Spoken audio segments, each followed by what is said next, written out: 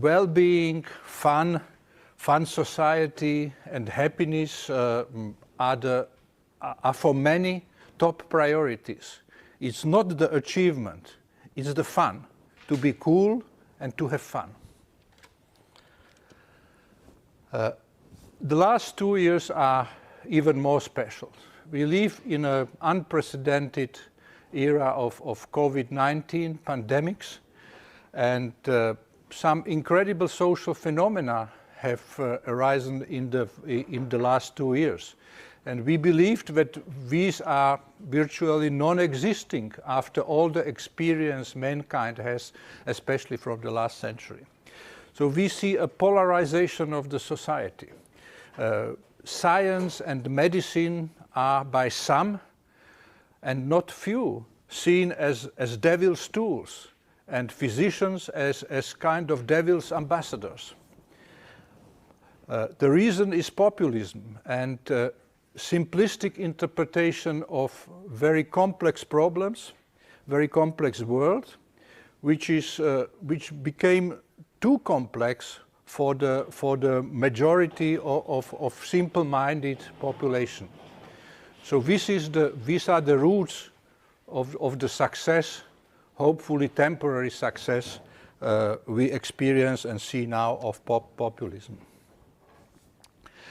This slide shows an inaugural address at the 60th anniversary of Max Planck, famous physicist. And as you can see, and as you can read here, it was evident for many centuries that there are two reasons to become a scientist. Someone who sees science and intellectual achievement as a kind of sport, which gives him a fulfillment and life joy. And but there is also a category of people who became scientists or researchers purely because of some utilitarian purposes, and many also because for them it was one of the pathways to become famous. These are the reasons, more recent data. These are the reasons for choosing academic cardiology in the USA. And the majority of residents who have chosen cardiology and academic career there was because they enjoyed the intellectually stimulating milieu of academic medicine. And very few, some even mentioned that they expect that they will not have so much workload when doing in academia compared to clinical medicine, which is of course not true. So what are the most important? Well, of course, the list is not complete, but relevant aspects of intellectual malpractice in medicine. Well, first of all, it's a kind of sloven or shallow problem identification. The aim, without aiming to penetrate into the depths, below the surface, to stay superficial. Medicine hates superficiality. When there is quite often what we see, a lack of common sense, or common sense in medicine is called sound clinical judgment. What is it? No, it's simply not being able to identify the main problem. Then another phenomenon we see is data torture. So we try to torture the data so that they fit into our intellectual framework. This is something we see quite often. A very frequent error in medicine is uncritical acceptance of conclusions made by others. In my own experience, this is one of the main reasons of making false diagnoses, because we simply accept that something which was written on a particular patient must be true without questioning the data and the evidence behind such a conclusion. A quite simple example is a wrong interpretation of the ECG. Nowadays, ECG is considered as a very old diagnostic tool, so people do not really understand the physiology and pathophysiology of electrical activation of the heart. So the interpretation of the ECG is wrong, and such a wrong interpretation can be then taken by, can lead us to false diagnosis. Absence of synthetic thinking. We have now an avalanche of data on each individual patient, biomarkers, biochemistry labs, hematology labs, all kinds of imaging, but someone has to synthesize all this.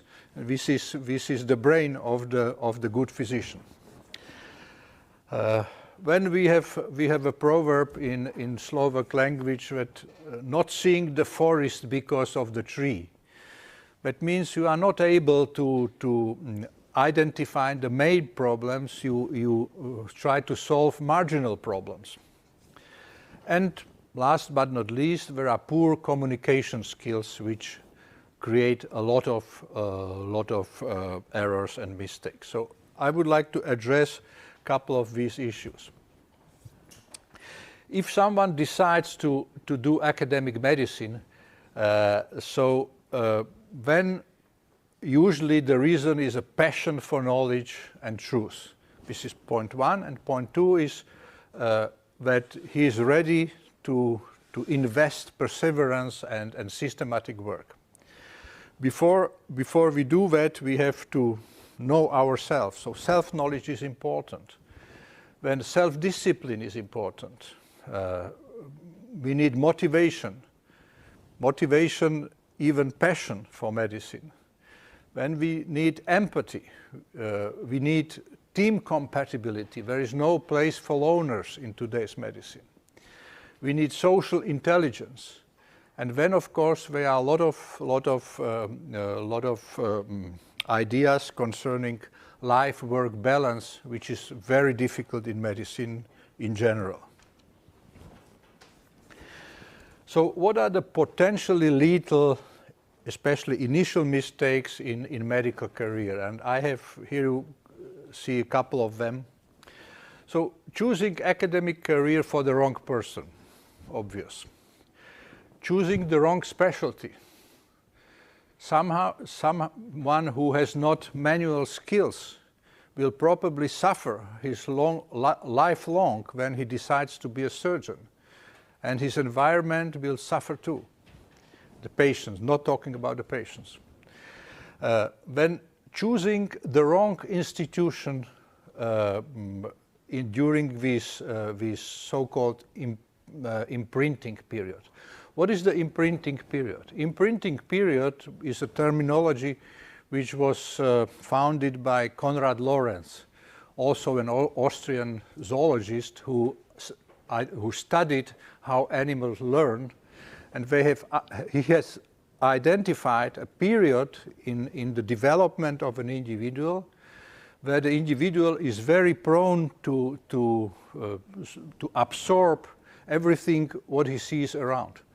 So if you, after your medical studies, after graduation, finish in a wrong institution where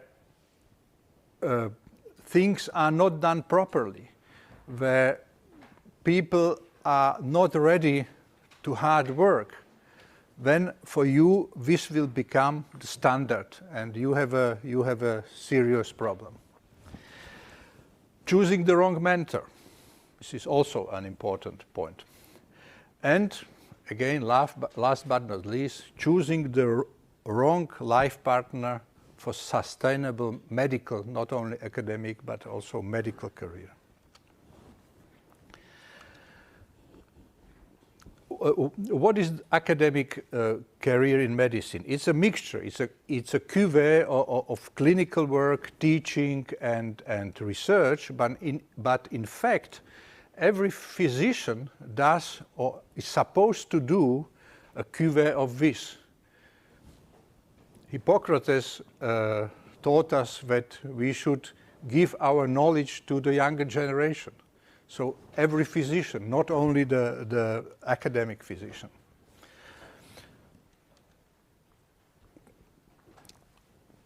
So there are a lot of questions related to this. What is the right mixture? How much clinical work? How much teaching? How much research? Then we need a very, very wishful, I would say, a very protected environment, environment in terms that you have to be among the right people, you need to have enough time, but you need to have also appropriate remuneration.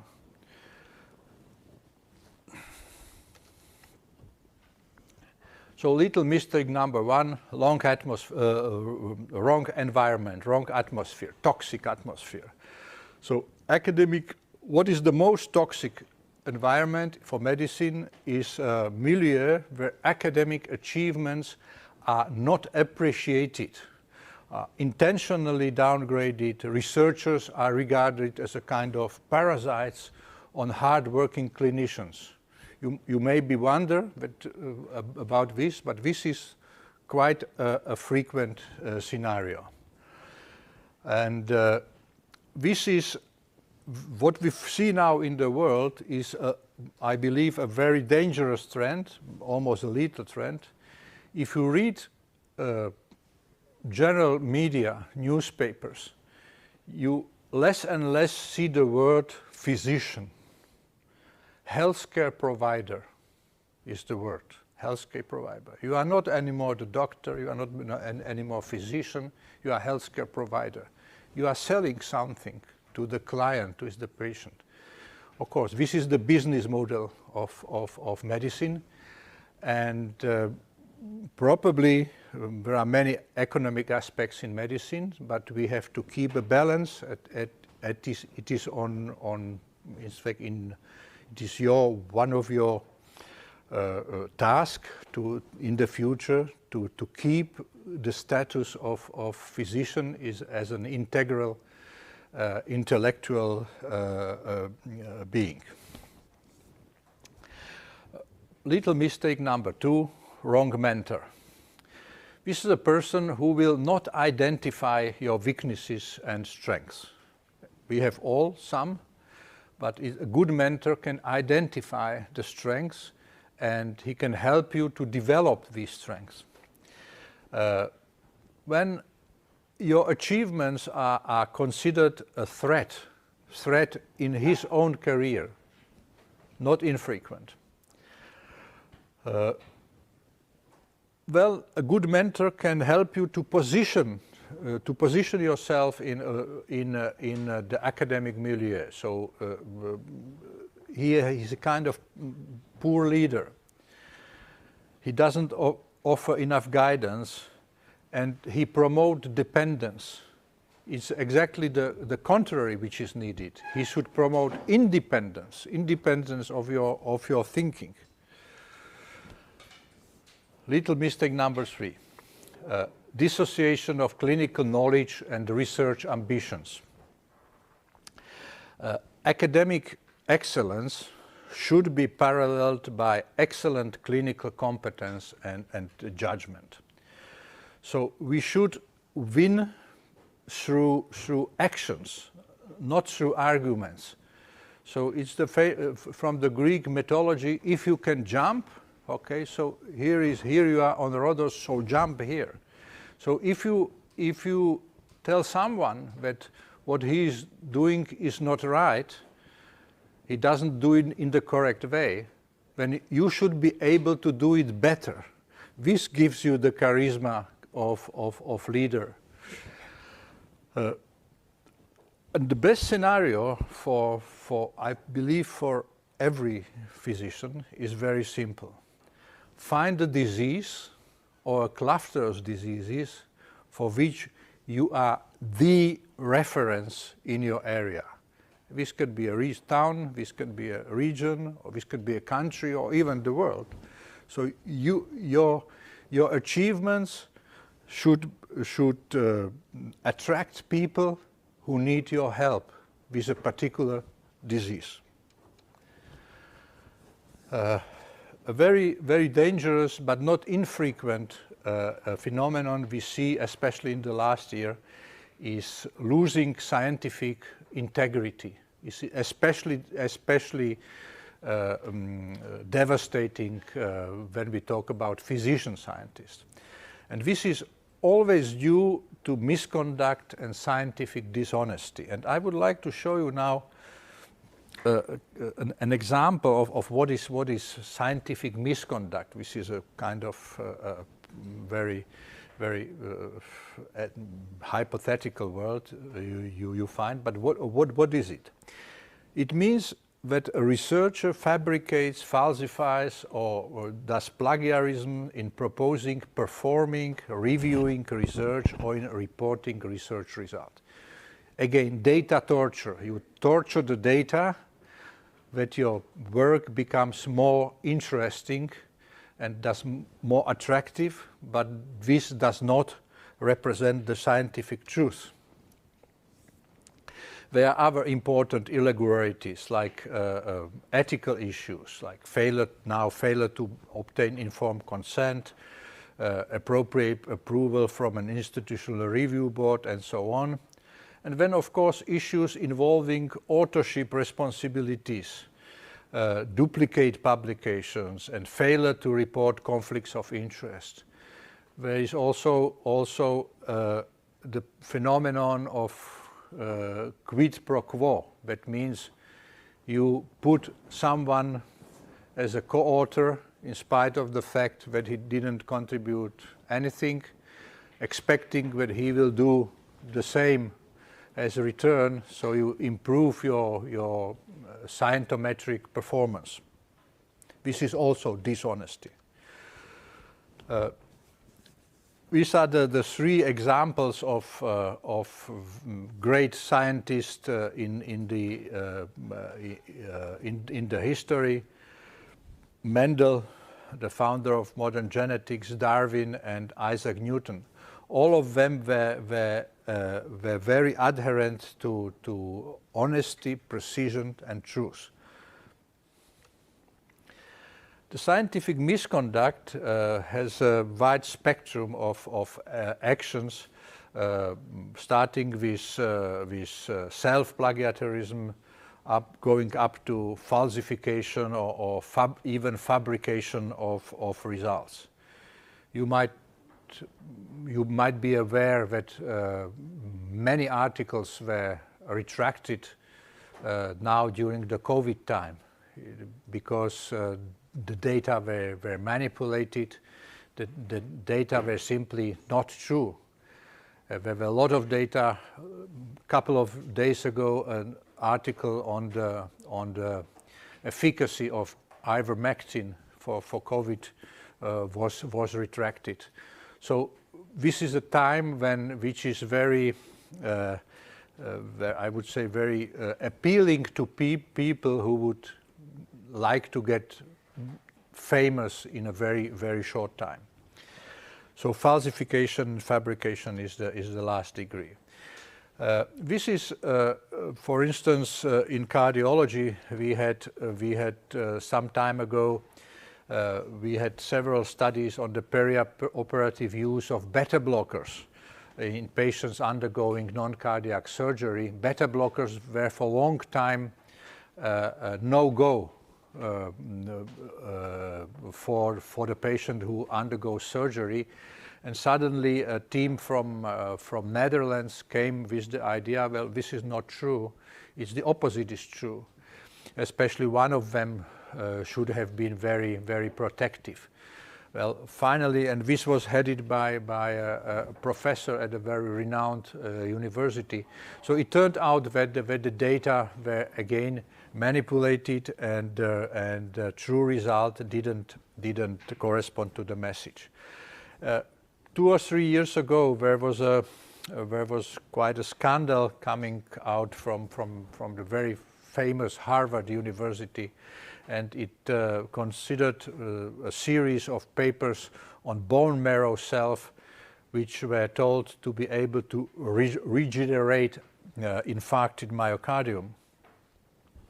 There were some fabricated nice images. There was a mechanistic view how it works.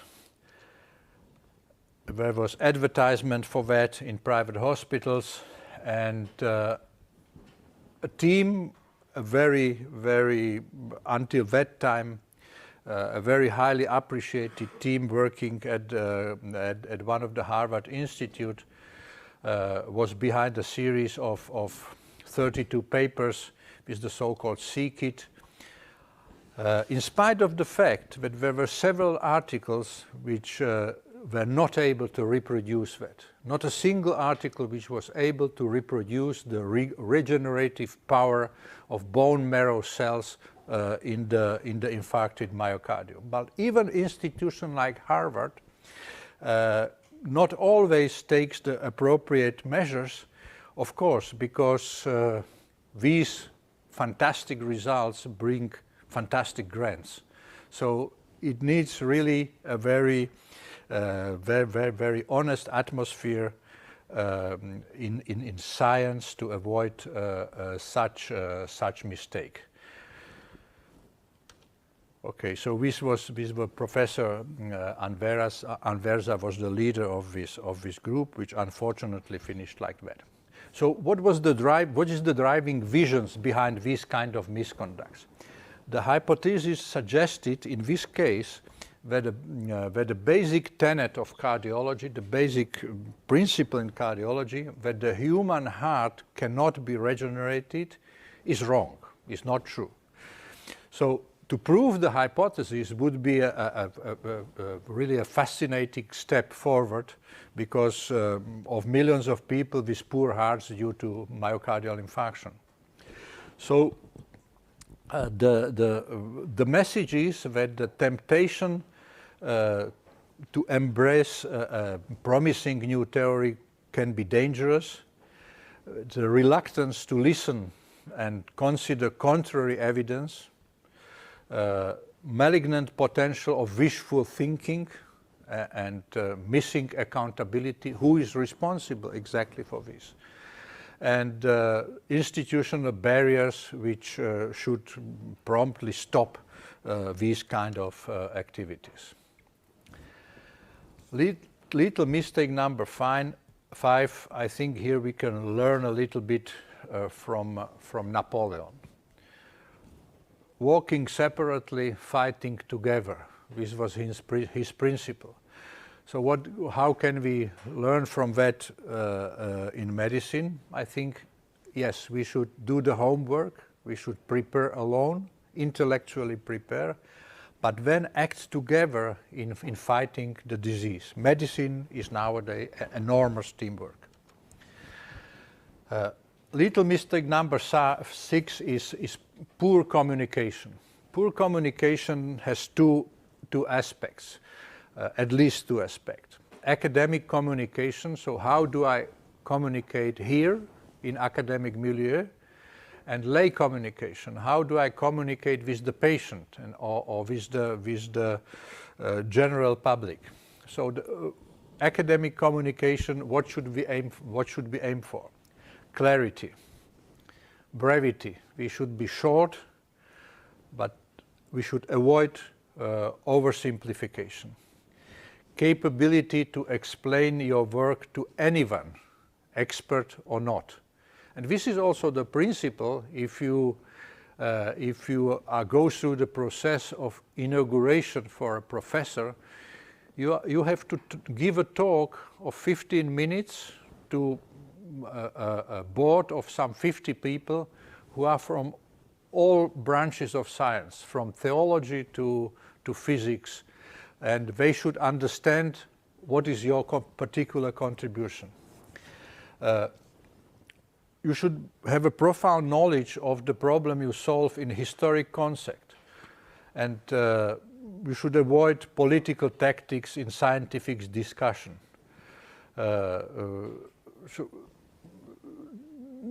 You should be confident of what you are saying and not to be too flexible in interpreting your results. Lay communication. What should we do? Avoid medical language. If you hear the physicians talking on the TV, very often they will use 5, 10 words which the lay public is not able to understand. So you should absolutely avoid this. This is difficult because we are already used to this. We talk like that to each other. So you must practice that. Then the next point, good history taking, so it means good communication with patient will give you 70% of the diagnosis. You should maximize her or his adherence to your recommendations, and he must understand you to achieve this kind of adherence. And the patient should receive enough reassurance in the therapy you are proposing to him. Very simple example, loss of consciousness, syncope. You can't simply write in the history, but the patient had syncope. Okay, this is not enough. You must, at what circumstances did it happen? Was he sitting or standing or lying or for staying for a long time? How did he feel when he woke up? What did the witnesses say? So this is very, very crucial to have the proper diagnosis, and it helps tremendously. You should also dare to address sensitive issues, even if they are very sensitive, but they are of crucial importance. For instance, simple thing like obesity. Physicians usually react and tell to the patient that he is obese and he should do something with his weight when his BMI is between 35 and 40. This is already a very heavy degree of obesity. But we know that obesity is now, this is the time of obesity. COVID is killing especially obese patients, because obesity is a permanent state of inflammation, which is driven by the adipose tissue, especially in the belly. But we avoid this because we believe that this could be somehow offensive to the patient to question his body image. And we have also a lot of contrary movements, you know, like the XXL models. You know, a couple of years ago, as a counter part to the very thin girls. Okay. In cardiovascular medicine, for instance, very few physicians ask about erectile dysfunction because it's in men, because it's considered a sensitive issue. But erectile dysfunction is not the urologic problem. Erectile dysfunction is 99% a cardiovascular problem, which points out that your cardiovascular health is deteriorating. Interestingly enough, I was very surprised that with your dean, with Professor Vidimsky, we once made a trip to Southeast Asia, where the European Society of Cardiology organized some educational activities. And I was surprised to hear that lady physicians in Indonesia, which is basically the largest Islamic country, were absolutely freely talking about erectile dysfunction. This will not happen here. And last but not least, do not justify yourself. If you are convinced that you are doing the right thing, do not justify yourself. So in communication, I think simplicity should be the core of successful communication. And also already Leonardo said that it is the ultimate sophistication is simplicity. And it is true. Voltaire once wrote a letter to his friend, and he started the letter, "My dear friend, I am writing you a very long letter because I didn't have time to write you a short one." And this illustrates very nicely this idea. Little mistake, another one is hubris and scientific arrogance. And I think we are living in a dangerous era, because to be humble is perceived as being weak. Humbleness is perceived as weakness. And science is not a fight among peers. Your opponent is not your enemy. Science is a place for discussion with your peers. But sooner or later, any arrogance in your behavior will destroy your integrity, and it will be very detrimental for your personality. Now, last but not least, I have mentioned finding the right partner for your life as in medicine. This is an example of such an unbelievable couple, Marie and Pierre Curie. The family, I think the family had 5 or 6 Nobel Prizes altogether. So this is of course rare, but marriage with the wrong spouse, here should be 7. Marriage with the wrong spouse is the little mistake number 7. So you should not forget that choosing career in medicine means your partner will be married a little bit to you, but quite a lot to medicine. So the questions to be asked before you make this choice is, can I imagine this person to be my best friend for the decades to come? Number 1. Does she or he shares or understands my passion for medicine? Number 3, maybe even some other questions, but number 3, who will have the leadership in our family? This is important to consider right on the start. We have to admit that family life suffers from long working hours and from frequent at-home work. So a person devoted to medicine needs a tolerant, empathetic partner, very capable of autonomous running of the family. Comes with the experience, but two-career partnership is not easy to accommodate. There are a lot of good examples where both partners have achieved, also in my area, in cardiovascular medicine, both partners have achieved excellent career, but it's not easy. Good time management can help, but this also needs training. Valentin Fuster is a professor of cardiology in New York. He comes from Catalonia, lives, I think now for 55 or 60 years in the United States, has still a beautiful Spanish accent, and was for a long time editor-in-chief of the Journal of American College of Cardiology. So he, in one of his editorials, emphasized these 3 points: research, patient care, and education. And but you should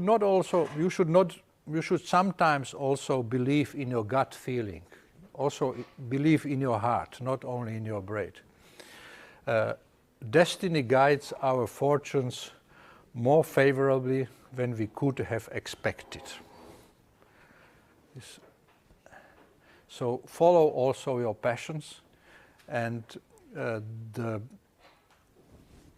painting in the left lower corner is Picasso's Don Quixote with his servant Sancho Panza.